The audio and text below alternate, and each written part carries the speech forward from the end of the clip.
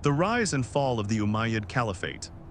In January 750, the last great army of the Umayyad Caliphate stood near the Great Zab River in northern Iraq.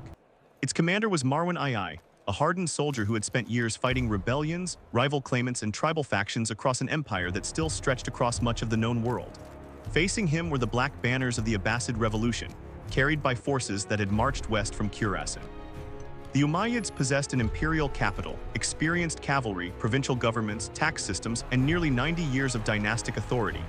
Yet when the battle began, those advantages could no longer hold the state together. The Umayyad army broke, Marwan fled, Damascus fell, and the dynasty that had ruled from the Atlantic frontier to Central Asia collapsed within months.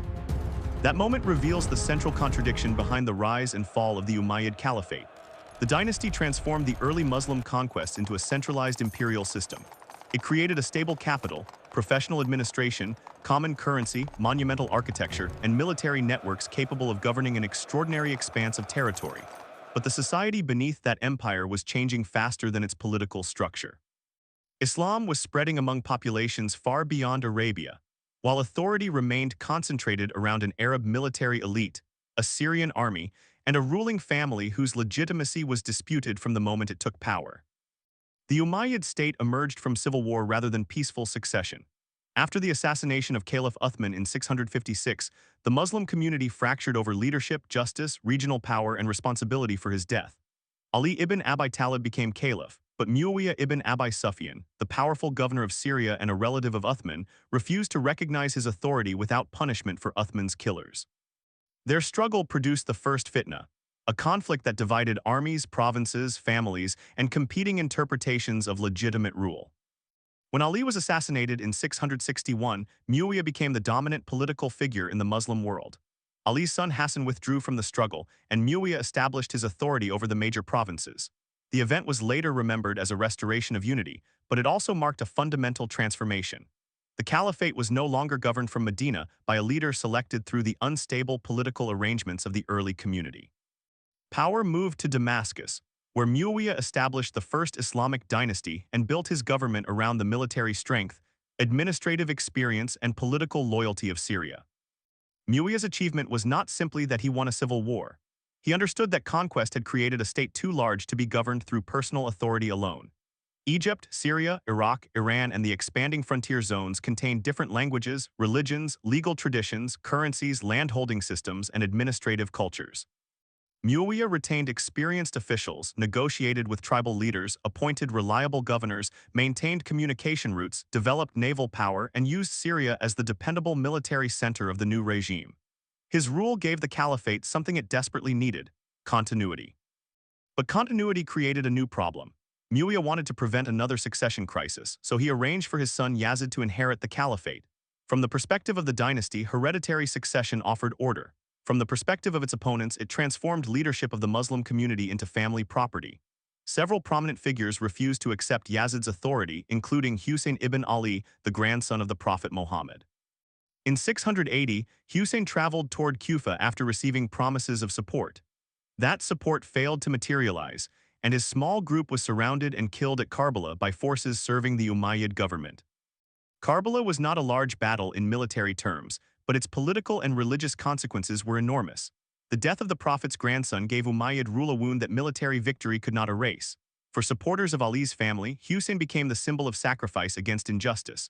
For many others, the event raised a disturbing question: what kind of political order could preserve unity while killing members of the Prophet's household? The dynasty survived Karbala, but it could never fully control the meaning of what had happened there. Opposition then gathered around Abd Allah ibn al-Zubayr, who challenged Umayyad authority from Mecca. Rebellion spread, fighting reached the sacred cities, and Yazid died in 683 with the empire fragmenting around him. His young successor survived only briefly. Much of the caliphate recognized Ibn al-Zubayr, while the Umayyads retained a weakened base in Syria. Less than a quarter century after the dynasty had been founded, it appeared close to disappearing.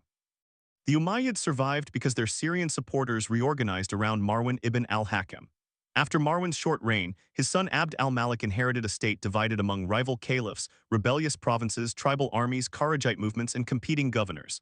Abd al-Malik spent years rebuilding Umayyad authority. His forces recovered Iraq, while his governor al-Hajjaj ibn Yusuf defeated Ibn al-Zubayr in Mecca in 692. The civil war ended not through reconciliation, but through the destruction of every rival center capable of challenging Damascus. Abd al-Malik understood that the restored empire required more than battlefield victory. Earlier rulers had governed through administrative systems inherited from the Byzantine and Sasanian worlds. Government records were kept in different languages, regional coinage followed older imperial models, and provincial officials often controlled knowledge that the central state needed. Abd al-Malik gradually made Arabic the language of major government departments, strengthened communication between Damascus and the provinces, reorganized fiscal administration, and issued a distinctive Islamic currency. Coins carrying Arabic religious inscriptions circulated political authority through markets, military payments, and taxation. The Dome of the Rock in Jerusalem expressed the same transformation in stone, mosaic, and inscription. Completed during Abd al-Malik's reign, it presented the new state as more than the temporary government of conquering armies. It projected an independent Islamic political and religious identity within a landscape already filled with the monuments of Christianity, Judaism, Rome, and Byzantium. Under his son al-Walid, the great mosque of Damascus carried that imperial confidence into the capital itself. The Umayyads were creating the visual language of a civilization that intended to remain. With internal unity restored, expansion accelerated. Umayyad armies consolidated North Africa, crossed into the Iberian Peninsula, advanced into Transoxiana, and extended control into Sind. Under al-Walid, commanders operating thousands of kilometers apart pushed the empire toward its greatest territorial reach. Damascus stood at the center of a political domain stretching from the Atlantic world to the borders of India and China. It was one of the largest states yet created, connecting Mediterranean ports, Egyptian grain regions, Syrian cities, Iraqi agricultural lands, Iranian plateaus, Central Asian trading routes, and the western edge of the Indian subcontinent. The map created an image of overwhelming power, but conquest did not produce one uniform society. Most inhabitants of the caliphate did not immediately convert to Islam, adopt Arabic, or abandon their existing institutions. Christians, Jews, Zoroastrians, Buddhists, and other communities continued to live under their own religious authorities and legal traditions. Greek, Coptic, Persian, Aramaic, Berber, and local languages remained part of everyday life. The Umayyads governed this diversity through provincial arrangements, negotiated obligations, military settlements, local elites, and taxation rather than through complete cultural transformation. The empire was built upon a distinction between the conquering military community and the populations that had been conquered. Arab soldiers were often settled in garrison towns and supported through payments drawn from tribute and taxation. Local communities could retain significant control over internal religious and legal affairs, provided they paid revenue and accepted imperial authority. This system allowed relatively small conquering armies to govern enormous populations, but it also preserved social boundaries that became harder to defend as the empire itself became increasingly Islamic. Conversion complicated everything. A non-Muslim subject might owe a poll tax while land could carry separate fiscal obligations. A Muslim was theoretically part of the religious community, but provincial governments also depended on predictable revenue. As more people converted, administrators faced difficult questions. Should conversion remove an individual from particular taxes? Who would replace the lost revenue? Would new Muslims receive military payments or the privileges associated with the original conquering elite? Could the state remain financially stable if religious equality immediately produced complete fiscal equality? The answers differed across provinces and periods. Some converts improved their status and entered the administration, army, scholarship, commerce, or networks of powerful families. Others became mawali, clients connected to Arab tribes, and remained socially subordinate despite sharing the same religion. The Umayyad Caliphate should not be reduced to a simple system in which every Arab was privileged and every non-Arab was excluded. Its administration was too diverse for that. But the political structure had grown from conquest, and the distinction between conqueror and conquered continued to influence status, military opportunity, taxation, and access to power. That contradiction became more visible with every successful conversion. The empire's religion offered membership in a universal community of believers, while its institutions still carried the hierarchy of an Arab conquest state. Islamization therefore strengthened the civilization created under Umayyad rule while gradually weakening the exclusivity on which the ruling order depended. The dynasty could not easily prevent conversion without contradicting its religious position. But it could not absorb every new Muslim into the original military and fiscal system without transforming the empire. Caliph Umar ibn Abd al-Aziz, commonly known as Umar II, attempted to address some of these tensions during his brief reign beginning in 717. Later tradition remembered him as unusually pious and reform-minded. He tried to reduce abuses, improve the treatment of converts, and make government more consistent with Islamic principles. Yet his reign demonstrated how difficult reform had become. Governors needed revenue, armies needed payment, provincial elites defended their interests, and local practices could not be changed by moral instruction alone. The state recognized the need for greater equality, but had not developed a stable financial system capable of delivering it everywhere. Military expansion was also losing the momentum that had once enriched and united the empire. Early conquest had brought land, tribute, captives, and movable wealth. As the frontiers moved farther from the center, campaigns became more expensive and victories less predictable. Armies had to cross mountains, deserts, rivers, and hostile borderlands while relying on extended supply lines. The failed attempt to capture Constantinople in the early 8th century showed the limits of even a powerful imperial military. On other frontiers, territory could be conquered during one campaign and lost after the army withdrew. The Umayyad system depended heavily on the Syrian military. Syrian troops had restored Abd al-Malik, enforced the authority of Damascus, and intervened wherever provincial forces became unreliable. Their loyalty gave the dynasty a powerful central instrument, but it also created dependence. Whenever Syrian armies suffered heavy losses, became divided, or were deployed across several distant rebellions at once, the caliphate had few equally dependable forces with which to replace them. Tribal identity intensified the problem. Arab armies and political networks were divided into shifting coalitions often described as Northern and Southern, or Qays and Yaman. These labels did not represent two simple, permanent organizations, but they became powerful frameworks through which commanders, governors, soldiers, and court factions competed for appointments and resources. A caliph who promoted one coalition could alienate another. Provincial disputes could influence politics in Damascus, while struggles at the center could turn local rivalries into armed conflict. Under Hisham ibn Abd al-Malik, who ruled from 724 to 743, the empire retained the appearance of strength.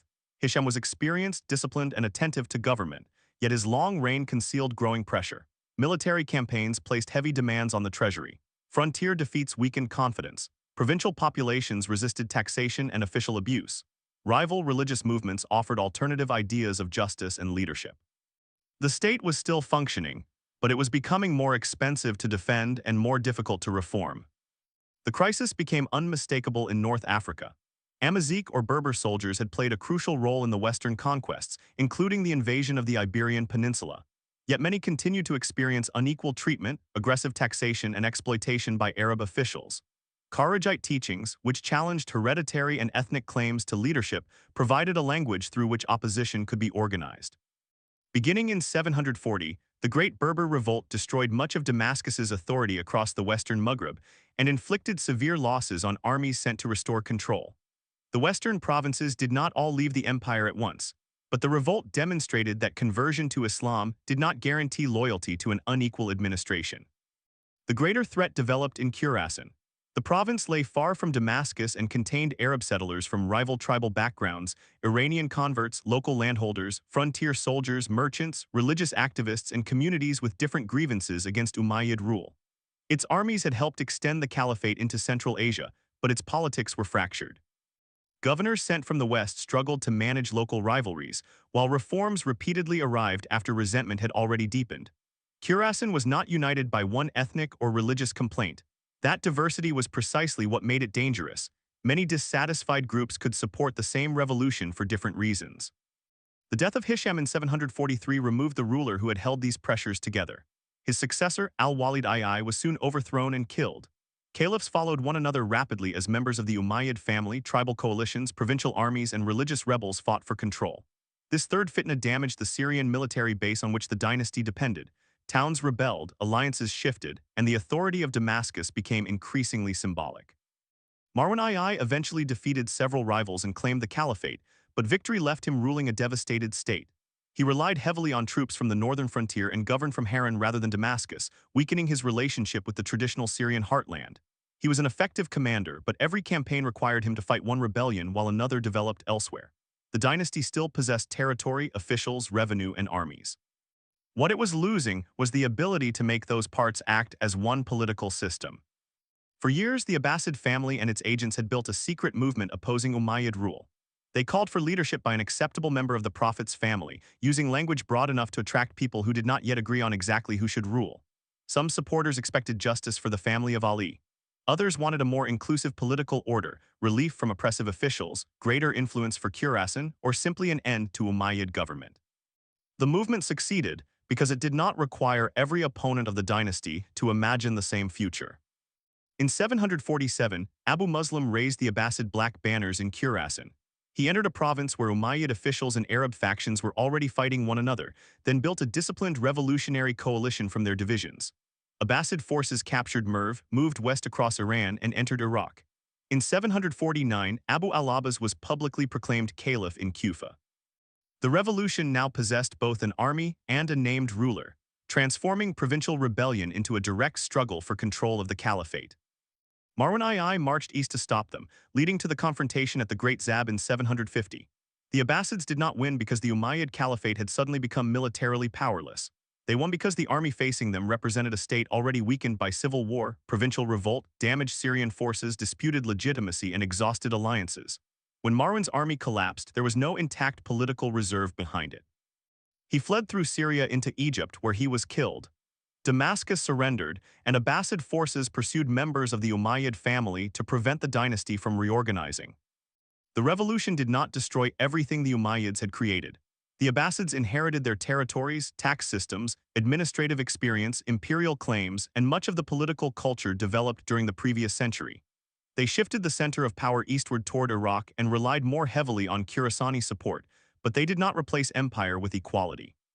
Many groups that had supported the revolution would later discover that the new dynasty had its own hierarchy, armies, fiscal demands, and methods of repression. The Umayyad family itself did not disappear completely. Abd al-Rahman ibn Muawiyah escaped the Abbasid pursuit, crossed North Africa, and reached Al-Andalus. In 756, he established an independent Umayyad emirate centered on Cordoba. The dynasty that had lost Damascus rebuilt its power at the opposite end of the Mediterranean world. Its Andalusian descendants eventually created a new caliphate, showing that the Umayyad political tradition had been defeated at the imperial center without being erased from history. The Umayyad Caliphate did not fall because one ruler was incompetent, because one ethnic group rebelled, or because one army lost one battle. It fell because the dynasty had created an empire larger and more diverse than the political settlement on which its authority rested. It promised Islamic unity while preserving distinctions inherited from conquest. It depended on Syrian military loyalty while governing provinces thousands of kilometers away. It used hereditary succession to prevent civil war, yet succession repeatedly produced civil war. It expanded its frontiers faster than it integrated the people living behind them. The signal to notice in any dominant system is not simply the appearance of enemies. It is the moment when the system's greatest achievements begin producing pressures that its original structure cannot absorb. Umayyad conquest created new Muslim societies. Administrative centralization made provincial inequality more visible. Hereditary government provided continuity but narrowed political legitimacy. Military expansion created wealth and prestige, but also longer borders, higher costs, and stronger provincial armies. By 750, the Umayyads were no longer deciding how their empire would evolve. The people, provinces, soldiers, converts, rival families, and political movements created by that empire were deciding who would inherit it. The Umayyad Caliphate fell when the world it had built became too large for the order that had built it.